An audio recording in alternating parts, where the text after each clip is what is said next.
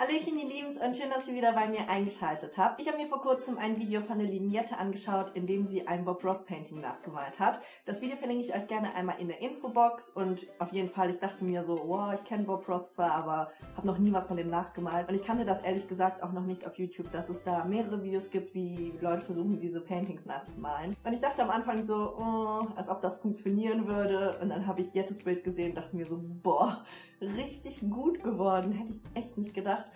Und dann muss ich das natürlich selbst einmal ausprobieren und liebe Leute, bam, das ist mein Bob Ross Painting. Könnt ihr das überhaupt sehen? Mal eben schauen. Boah, Ausrichtung in der Kamera. Ich kann das nicht, Hilfe! Oh Gott, links, rechts, alles spiegelverkehrt. So. Das ist mein Bob Ross Painting geworden. Sieht auf jeden Fall nicht schlecht aus, oder? Boah, seid ehrlich, das sieht schon richtig gut aus, oder? Dafür, dass ich so gar nichts kann. Ich habe mal vorherige Bilder gemalt, eins hängt auch hier, aber das ist eigentlich nicht so gut geworden. Jedenfalls dachte ich mir, warum probieren wir das Ganze nicht auf einer Torte aus? Wäre das nicht einfach mega, wenn man so ein Landschaftsbild auf einer Torte verschenken könnte? Das fände ich irgendwie richtig cool.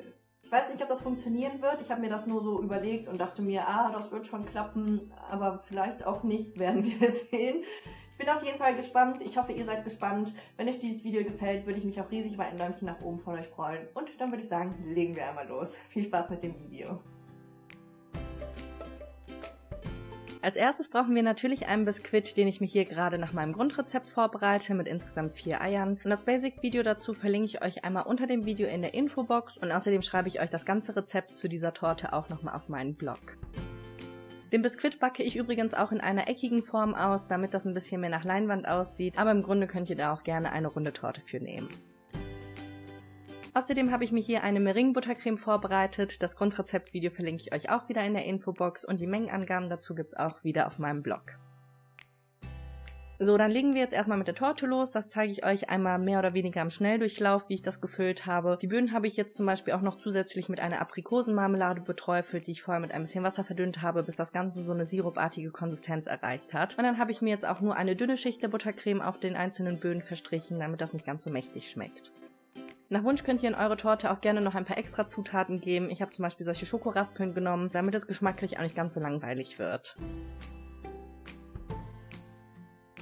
So wird die Torte jetzt bis zum letzten Boden gestapelt und am Ende machen wir das eigentlich wie auch sonst immer bei solchen Torten. Wir streichen sie komplett von außen mit einer dünnen Schicht der Buttercreme ein.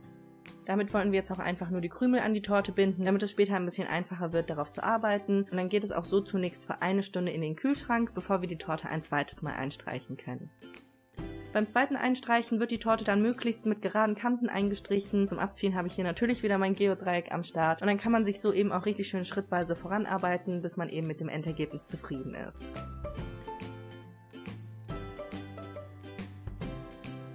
Für diese Torte muss ich auch ehrlich sagen, dass ich nicht ganz so extrem drauf geachtet habe, dass die Torte gerade wird, weil wir später sowieso noch drauf malen werden und das auch ein bisschen über die Ränder gehen wird. Aber bei anderen Torten, zum Beispiel jetzt auch vornehmlich dann, wenn ihr sie mit Fondant einkleiden möchtet, würde ich euch schon empfehlen, das richtig schön gerade zu machen. Bei dieser Torte hätte ich das in dem Fall jetzt also auch so gemacht, dass ich sie nochmal gekühlt hätte und dann auch wirklich ein drittes Mal eingestrichen hätte. Aber jetzt habe ich das eben nur zweimal gemacht und dann wandert sie auch nochmal für 30 Minuten in die Kühlung und wir können alles schon einmal für das Malen vorbereiten. Hauptsächlich braucht ihr da so eine kleine Winkelpalette und diverse Pinsel in verschiedenen Größen. Die Palette ist sogar ursprünglich aus so einem Künstlermalset gewesen, aber ich habe mir die damals auch nur zum Backen gekauft, weil es auch nicht ganz so lecker ist, wenn man die Materialien vorher mit echter Farbe benutzt hat. Deswegen alles, was ihr für so eine Torte verwendet, auch wirklich nur für Lebensmittel benutzen. Und natürlich braucht ihr auch noch einiges an Lebensmittelfarbe. Ich habe jetzt zum Beispiel solche ganz normalen Farben von Wilton verwendet, die nicht fettlöslich sind. Heißt also, dass sie nicht ganz so intensiv Buttercreme färben können. Aber ich finde immer, das klappt trotzdem. Und man muss sich jetzt nicht unbedingt neue Farben kaufen, wenn man die jetzt auch nicht so häufig verwenden möchte. Für die ersten Schritte habe ich mir die Buttercreme in Pink und Hellblau gefärbt. Und dann habe ich mir natürlich auch noch neben meine Torte das Bob Ross Tutorial geöffnet und das auch wirklich richtig schön Schritt für Schritt mit ihm mitgemalt. Ich glaube, er hat jetzt ungefähr 25 Minuten für sein Bild gebraucht. Bei mir waren es dann, ohne die Kühlzeit mit eingerechnet, ungefähr 60 Minuten. Aber ich finde, für so eine Torte geht das auch absolut in Ordnung. Wir fangen jetzt also mit dem Hintergrund an und das habe ich anfangs auch mit dem Pinsel versucht, aber für diese erste Schicht hat das dann doch nicht so gut geklappt, weshalb ich einfach alles mit der Streichpalette verteilt habe. Und das sollte nach außen hin auch immer so ein bisschen verblendet werden und da fängt es auch schon an schwierig zu werden, weil es eben doch nicht so gut klappt wie auf einer Leinwand und mit Acryl- oder Ölfarben. Aber eine Gemeinsamkeit hat das Ganze dann doch und zwar sieht es auf der Torte sowie auf der Leinwand am Anfang wirklich super schlecht aus, so als würde das nie im Leben irgendetwas werden. Aber je weiter man sich voranarbeitet, umso schöner wird dann das Endergebnis. Als nächstes ist die blaue Farbe an der Reihe, die kommt jetzt einmal nach oben als Himmel an die Torte und auch einmal nach unten für das Wasser. Und da kann man auch schon sehen, dass es ein bisschen schwieriger wird, weil man die Farben von blau zu rosa nicht so gut verblenden kann. Deswegen kann ich es euch empfehlen, zwischendurch vielleicht auch nochmal ein bisschen ungefärbte Buttercreme zu nehmen und dann in diesen Zwischenbereich mit einzuarbeiten. Dann sieht das nämlich auch so ein bisschen schöner verblendet aus. Unten am Wasser kommt auch sowieso nochmal so ein heller Bereich hin, was dann später die Lichtreflexion auf dem Wasser darstellen soll. Sieht jetzt aktuell auch wieder ziemlich blöd aus, aber später dann auch hoffentlich nicht mehr.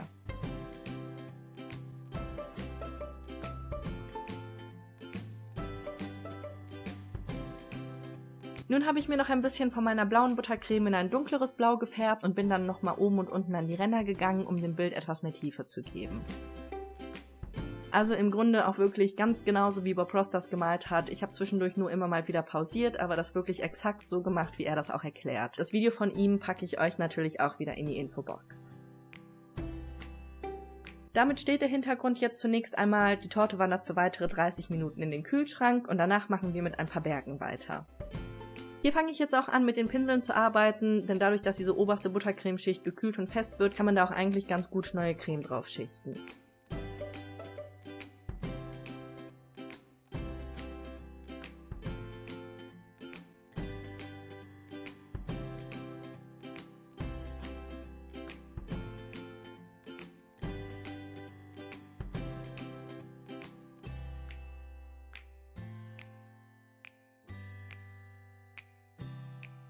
Unter die Berge folgt nochmal ein bisschen Pink, was jetzt so eine Art Nebel darstellen soll und dadurch können wir natürlich auch zusätzlich ein bisschen diesen Rand vom Blau der Berge verbergen. Und darunter kommt nochmal eine zweite Bergreihe, aber diesmal in einem dunkleren Blau.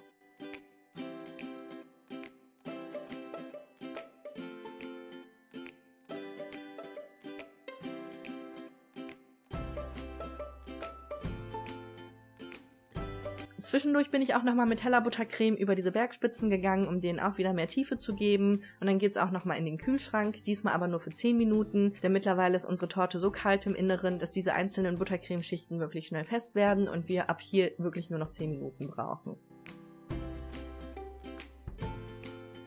Und dann habe ich mir ein bisschen schwarze Farbe in mein dunkelblau gemischt, damit wir jetzt ein paar Bäume vor die Berge malen können. Und da die jetzt auch weit im Hintergrund sind, reicht es vollkommen aus, wenn man quasi nur solche Striche nach oben hin malt, die ein bisschen bauschig aussehen. Hier kommt jetzt aber noch dazu, dass wir die Bäume im Wasser spiegeln müssen, also werden wir diese dunkle Buttercreme auch nochmal ein bisschen dieses hellblau malen und dann können wir das nachher auch mit einem sauberen Pinsel ein bisschen verstreichen bzw. verblenden, damit das Ganze so ein bisschen verschwommen aussieht.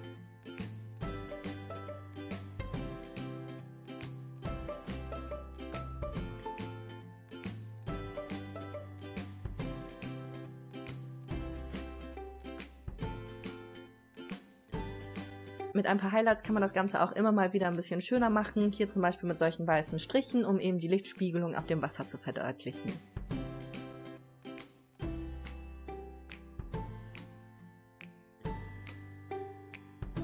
Jetzt geht's wieder für 10 Minuten in die Kühlung und danach machen wir mit ein paar Bäumen im Vordergrund weiter. Und ich liebe es einfach, wie fröhlich Bob Ross diese einzelnen Schritte erklärt. Das macht wirklich so viel Spaß, das zeitgleich mit dem zu machen. Der macht einem auch vor allem richtig viel Mut, dass es irgendwie klappen wird, auch wenn man sich mal vermalen sollte. Also ich kann es euch wirklich mega empfehlen, mal ein Bild von ihm nachzumalen. Ob ihr das jetzt auf einer Torte oder auf der Leinwand machen möchtet, ist natürlich vollkommen euch überlassen.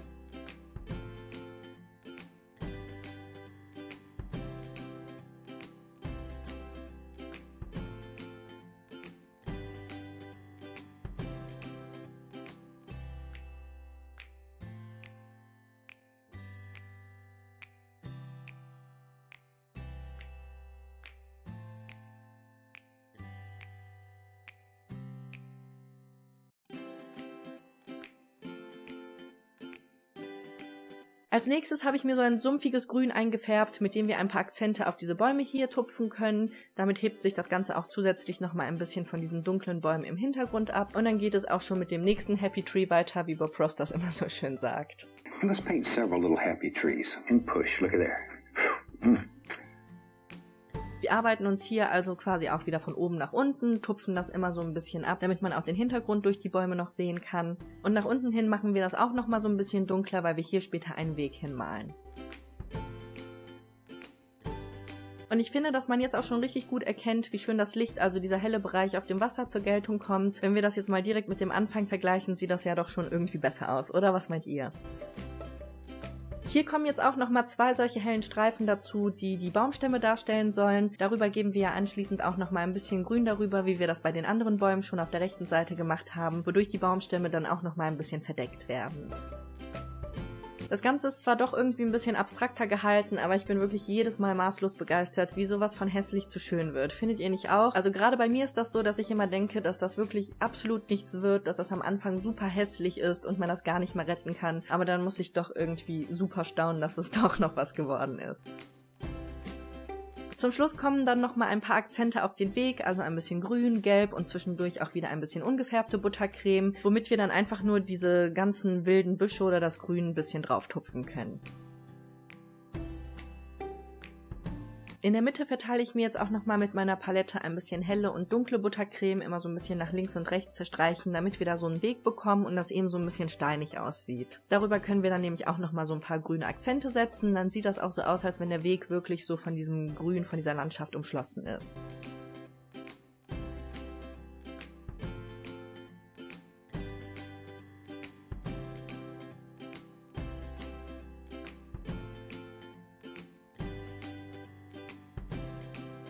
Und damit sind wir dann auch endlich schon fertig. So sieht mein Bob Ross Painting also auf einer Torte aus. Ich bin echt mega gespannt, was ihr dazu sagt und ob es euch gefällt. Findet ihr, dass man sowas als Geburtstagstorte verschenken kann oder gefällt es euch vielleicht auch gar nicht? Schreibt es mir super gerne in die Kommentare und natürlich würde ich mich auch riesig über ein Däumchen nach oben von euch freuen. Wenn ihr auch sonst weiterhin keine meiner Videos verpassen möchtet, abonniert gerne kostenlos meinen Kanal und vergesst auch nicht die Glocke zu aktivieren, dann bleibt ihr nämlich immer auf dem Laufenden. Ansonsten vielen lieben Dank fürs Zuschauen und bis zum nächsten Mal, ihr Lieben. Tschüss!